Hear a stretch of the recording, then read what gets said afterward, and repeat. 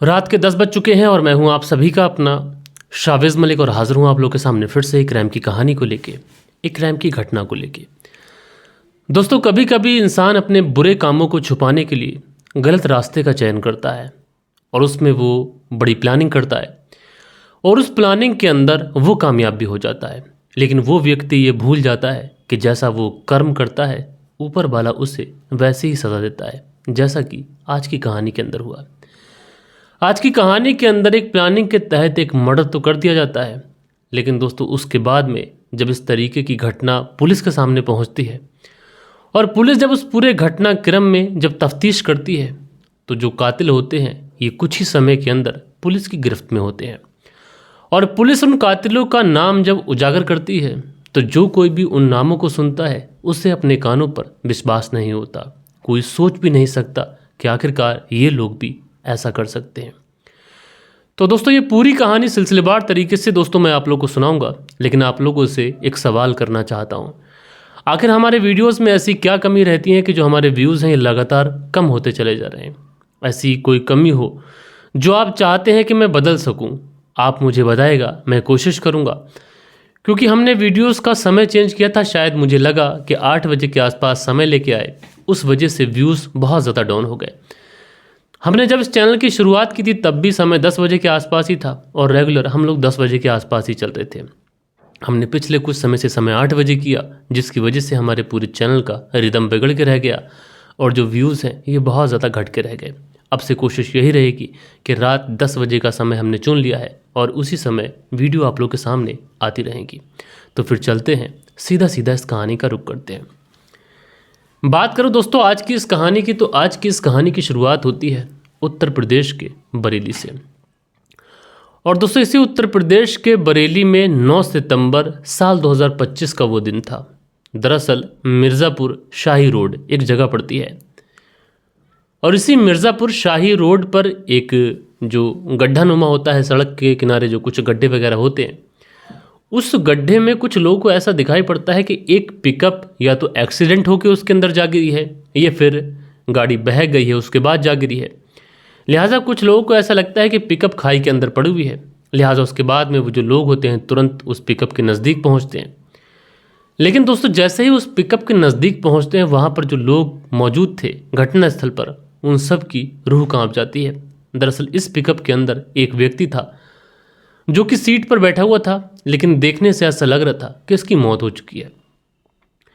लिहाजा उसके बाद में इस बात की जो सूचना होती है तुरंत पुलिस को दे दी जाती है। अच्छा, पुलिस को जब इस तरीके की सूचना मिलती है पुलिस तुरंत घटनास्थल पर पहुंच जाती है। अब पुलिस जब घटनास्थल पर पहुंचती है सबसे पहले इस व्यक्ति की पहचान करती है कि ये व्यक्ति कौन है।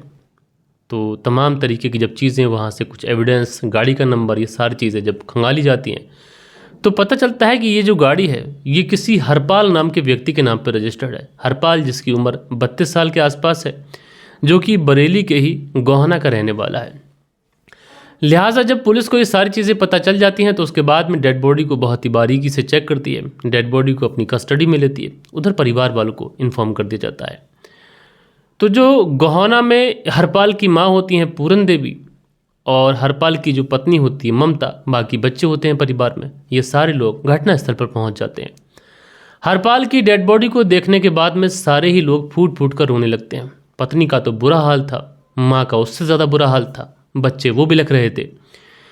इस तरीके से क्योंकि हरपाल ही परिवार में एक ऐसा व्यक्ति था जो कमा धमा रहा था और हरपाल ही पूरे परिवार का भरण पोषण कर रहा था। ऐसे में एक्सीडेंट से हरपाल की ही मौत हो जाना ये परिवार के लिए एक गहरा सदमा था, डबल सदमा था।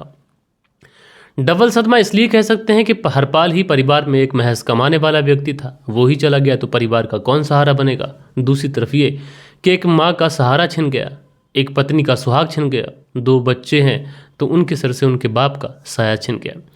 लिहाजा उसके बाद में पुलिस वाले जो होते हैं डेड बॉडी को पोस्टमार्टम के लिए भेजते हैं और अपनी तहकीकात शुरू करते हैं। क्योंकि मामला एक्सीडेंट का लग रहा था इसलिए पुलिस वाले एक्सीडेंट के तहत ही इस पूरे मामले में छानबीन शुरू करते हैं। लेकिन दोस्तों जैसे ही पोस्टमार्टम की रिपोर्ट आती है तो पोस्टमार्टम की रिपोर्ट में ये जो पूरा केस था एक्सीडेंट से तुरंत मुड़ जाता है और 90 डिग्री तक घूम जाता है। दरअसल हरपाल की जो मौत हुई थी उस मौत के पीछे जो कॉज था, जो कारण था, वो बिल्कुल अलग था, डिफरेंट था। दरअसल पोस्टमार्टम की रिपोर्ट में ये बहुत क्लियरली मेंशन था कि हरपाल की जो मौत हुई है ये मौत किसी एक्सीडेंट की वजह से नहीं हुई है, जिस्म पर चोटों की वजह से नहीं हुई है, बल्कि हरपाल की दम घुटने की वजह से मौत हुई है। आप पुलिस वहाँ पर जो लोग मौजूद थे उन सारे लोगों से ये पूछताछ करती है कि तुम जब यहाँ पर आए थे तो क्या गाड़ी के शीशे खुले थे या फिर बंद थे?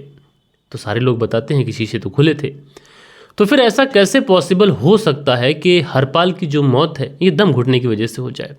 यानी कहीं ना कहीं ये जो एक्सीडेंट था ये पुलिस के जहन में सवाल या निशान लगा रहा था। लिहाजा उसके बाद में पुलिस जो थी, जो हरपाल की माँ होती हैं जिनका नाम होता है पूरन देवी, उनसे पूछताछ करती है। तो जो पूरन देवी होती हैं इस पूरे मामले के अंदर एक अलग बात बताती हैं। दरअसल पूरन देवी एक लड़का राहुल और एक लड़का उसका दोस्त कैलाश, इन दोनों के ऊपर हत्या का केस दर्ज कराती हैं और साथ के साथ अपनी बहू ममता को भी शामिल करती हैं। अब पुलिस वालों को ये समझ नहीं आ रहा था कि आखिरकार एक सास अपने ही दोनों नाती और अपने ही घर की बहू, इन लोगों का नामजद रिपोर्ट इनके खिलाफ क्यों करा रही है। लिहाजा पुलिस वाले भी अपने अपने एंगल से छानबीन करते हैं। तमाम तरीके की फ़ोन कॉल से लेकर कॉल डिटेल्स, ये सारी चीज़ें खंगाली जाती हैं और उसके बाद में पुलिस वाले इस नतीजे पर पहुंचते हैं कि जो हरपाल की पत्नी है जिसका नाम ममता है उसको गिरफ्तार किया जाए। लिहाजा उसको गिरफ्तार करने के बाद में ममता को जब पुलिस थाने लेके आया जाता है और ममता को जब फ्रंट सीट पर बैठाया जाता है, उसके बाद में जब इससे पूछताछ की जाती है तो शुरुआत में तो ममता इधर उधर की तमाम बातें बताती है। लेकिन दोस्तों, जैसा कि ममता कोई पेशेवर कातिल, कोई पेशेवर मुजरिम तो थी नहीं, इसलिए जो ममता होती है ये पुलिस की सख्ती के आगे टूट जाती है और टूटने के बाद में एक बड़ी ही अजीब कहानी सुनाती है। दरअसल ममता बताती है कि हाँ, मैंने ही अपने पति का कत्ल कराया है और मेरे इस प्लान में मेरा ही भांजा जिसका नाम राहुल होता है वो शामिल है। अब जैसे ही ये सारी चीज़ें पता चलती हैं तो उसके बाद में पुलिस जो थी राहुल को उठाती है, साथ के साथ कैलाश को भी उठाती है। अब इन दोनों को उठाने के बाद में जब इनसे सख्ती से पूछताछ की जाती है तो जी ये सारे लोग अपना जुर्म कबूल करते हैं और उसके बाद में पुलिस जब हत्या के पीछे की वजह पूछती है तो यकीनन दोस्तों एक ऐसी वजह निकल के आती है जिस वजह को सुनने के बाद में आप लोग हिल सकते हैं। अच्छा, हिल भी कैसे सकते हैं मैं बताऊं तो आजकल ये जो केसेस हैं वो इतने ज़्यादा आ रहे हैं कि इंसान के लिए बहुत ऐसा हो गया है कि अभी कल ही इस तरीके की कहानी सुनी थी और फिर से इस तरीके की कहानी सुनने को मिल रही है। दरअसल जो हरपाल था, जब उसकी शादी ममता के साथ में होती है तो हरपाल और ममता दोनों एक दूसरे के साथ में बेहतरीन से बेहतरीन ज़िंदगी बिताने की कोशिश करते हैं। हरपाल अपनी पत्नी ममता को खुश करने की हर संभव कोशिश करता है। हरपाल एक पिकअप चलाया करता था, चूँकि पिकअप उसका अपना ही था, तो उसी पिकअप से जो पैसे कमाया करता था वो पैसे लाकर अपनी पत्नी ममता के हाथ पर रख दिया करता था और जो ममता थी उन पैसों से धीरे धीरे परिवार का भरण पोषण कर रही थी। दोस्तों, धीरे धीरे वक्त गुजरता है और वक्त गुजरने के साथ में इनकी ज़िंदगी में नन्हे मुन्ने बच्चे भी आ जाते हैं। फैमिली एकदम से ओके हो जाती है, बढ़िया हो जाती है, सारी चीज़ें बढ़िया चलने लगती हैं। अब चूँकि हरपाल जो कि पिकअप चलाया करता था तो अक्सर उसे पिकअप चलाने के लिए कभी कभी बाहर भी जाना पड़ता था और कभी कभी ऐसा हो जाता था कि रात भर भी वो घर नहीं आता था। तो इसी दौरान हरपाल का जो भांजा कैलाश होता है उसका आना जाना जो था ये मामा हरपाल के यहाँ पर था। अब जब भांजा आता है तो वो अपनी मामी ममता के साथ में अजीब तरीके की मजाक करता है, डबल मीनिंग मजाक करता है। धीरे धीरे ये जो मजाक थी, इस मजाक की आदत ममता को भी लगने लगती है और ममता बातों ही बातों में ये समझ जाती है कि उसका जो भांजा कैलाश है आखिरकार उससे कहना क्या चाहता है। लिहाजा उसके बाद में जो कैलाश होता है ममता से अपने दिल की बात कहता है। उसके बाद में इन दोनों के बीच में मोहब्बत का सिलसिला शुरू होता है। अब ऐसे संबंधों का एक बार ऐसा सिलसिला बनता है कि जब इन दोनों के बीच में शारीरिक संबंध बनने का सिलसिला शुरू होता है तो फिर कभी रुकने का नाम नहीं लेता। धीरे धीरे वक्त गुजरता रहता है, चीज़ें ऐसे ही चलती रहती हैं। हरपाल जब कभी भी अपने पिकअप लेकर बाहर जाता, ममता जो थी कैलाश को फ़ोन कर देती, कैलाश घर आता, शारीरिक संबंध बनाता। लेकिन इसी बीच में कैलाश जो होता है हरपाल के घर पे गया हुआ था और वो हरपाल की पत्नी ममता के साथ में फिजिकल हो ही रहा था कि उसी समय हरपाल घर पे पहुंच जाता है। अब जब हरपाल घर पे पहुंच जाता है तो वो देखता क्या है, उसकी जो पत्नी है ममता उसके ही भांजे जिसका नाम कैलाश है उसके साथ में आपत्तिजनक हालत में है।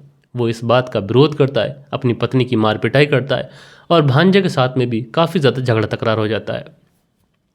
लिहाजा उस समय तो जो भांजा कैलाश होता है वहाँ से चला जाता है, लेकिन जो ममता थी पति के जाने के बाद में फिर से कैलाश को कॉल करती है और कैलाश को कॉल करने के बाद में कहती है कि मेरा जो पति है ये हम दोनों को कभी एक नहीं होने देगा, कुछ ऐसा करो कि इसको रास्ते से हटा दो। अब ये दोनों सोचने लगते हैं क्या किया जाए। तो उसके बाद में जो ममता होती है कहती है कि हरपाल को इस दुनिया से हमेशा हमेशा के लिए रुखसत कर दो। और बड़ी हैरानी की बात यह होती है दोस्तों कि कैलाश भी इस काम के लिए तैयार हो जाता है। अब उसके बाद में कैलाश जो था अपने मौसेरे भाई राहुल से मुलाकात करता है। राहुल जो कि मौसेरा भाई था कैलाश का। जब ये दोनों मुलाकात करते हैं तो उसके बाद में ममता और कैलाश जो थे वो राहुल को 1.5 लाख रुपए में इसी हरपाल की सुपारी दे देते हैं। यानी ममता अपने पति की सुपारी अपने ही भांजे के मौसेरे भाई को दे देती है।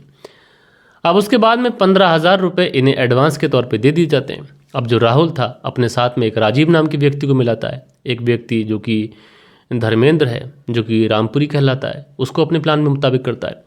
और उसके बाद में तारीख आती है 8 सितंबर साल 2025। और 8 सितंबर साल 2025 को ये सारे जो लोग होते हैं, यानी जो राहुल होता है, ये हरपाल को कॉल करता है। और हरपाल को कॉल करने के बाद में उसका जो पिकअप होता है ये बुक करता है, कहता है कि हम लोगों को हरिद्वार जाना है। अब हरिद्वार जाना है तो 7,000 रुपये में पिकअप तय होता है। उसके बाद में ये लोग निकलने वाले ही होते हैं कि उससे पहले ही ये लोग काफ़ी ज़्यादा शराब पीते हैं।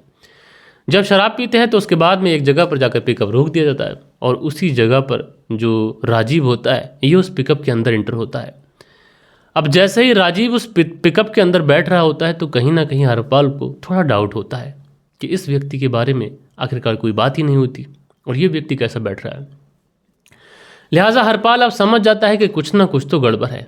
इसलिए हरपाल अब उस गाड़ी से भागने की कोशिश करता है। लेकिन ये जितने भी लोग होते हैं वहाँ पर, यानी एक राहुल का मौसेरा भाई कैलाश और कैलाश के 3 दोस्त, यानी एक का नाम राजीव होता है और एक का नाम धर्मेंद्र, एक का नाम और है, ये सारे ही लोग मिलकर हरपाल को पकड़ लेते हैं और गला दबाकर उसकी हत्या कर देते हैं।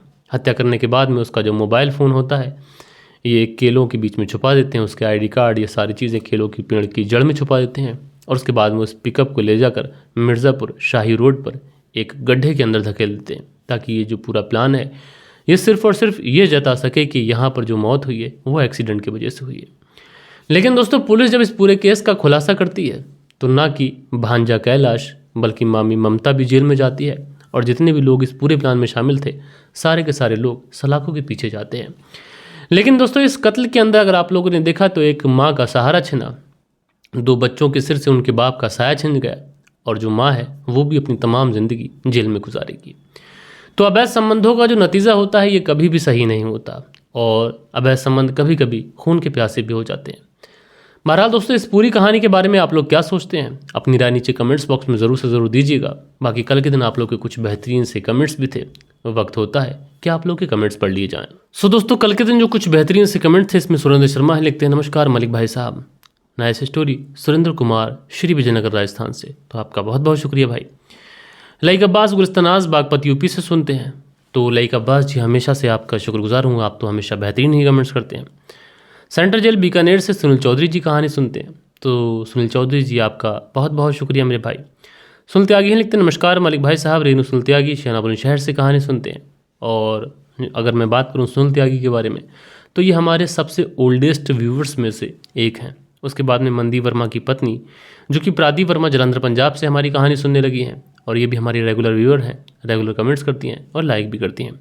सोहनलाल सेतिया जी नमस्कार बोलते हैं, ये भी हमारे बहुत पुराने व्यूवर्स हैं, आपका बहुत बहुत शुक्रिया। सुरेश चंद्रा लिखते हैं एक लड़की बरेली से भी चली गई थी। तो सुरेश चंद्रा जी आपका मेरे भाई बहुत बहुत शुक्रगुजार हूँ। मीना जी नमस्ते बोलती हैं, तो बहन नमस्ते, कैसी हैं आप। और उसके बाद में फरजाना सिद्दीकी हैं। फरजाना सिद्दीकी लिखती हैं आजकल खौफ लोगों के दिमाग से निकल चुका है, पता नहीं उनको ऊपर वाले से पुलिस से डर नहीं लगता। फरजाना सिद्दीकी जी आजकल जो लोग हैं ये न रिश्तों की मर्यादाओं को समझ रहे हैं, न ये सोच रहे हैं कि अगर वो क्राइम कर रहे हैं तो उसका नतीजा क्या होगा। अब ऐसे संबंधों में कुछ इस कदर बह जा रहे हैं कि वो किसी भी तरीके का क्राइम कर गुजर रहे हैं।